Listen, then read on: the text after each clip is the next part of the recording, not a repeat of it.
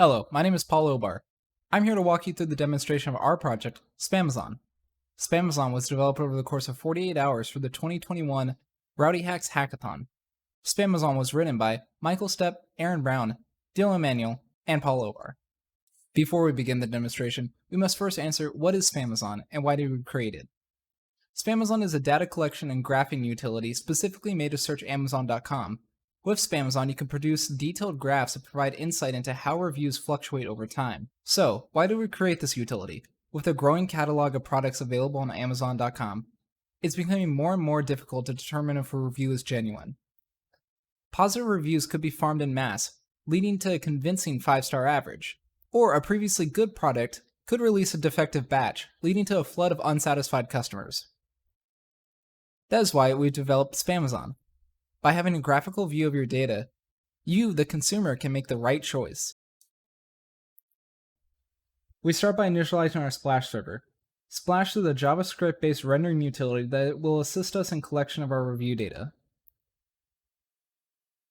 We simply can open a terminal and run the default Splash command. We open the server on 8050. Press Enter to run. Now the server is open. We can navigate then to our project folder. Open a terminal here and type in Python 3, then Spamazon, and press Enter. You'll be prompted to paste in an Amazon URL. I'm going to paste in these snacks I've been considering ordering. Simply copy the URL and paste it in, and press Enter. Now, it's asking how many would we like to plot. I want to plot all plottable points, so I'm going to type in 145.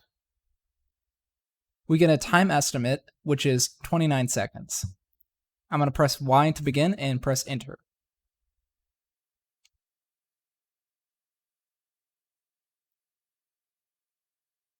As we capture the reviews, some are displayed to the user. This allows the user to visually pore over the qualitative aspects of the reviews, while the program processes the quantitative aspects.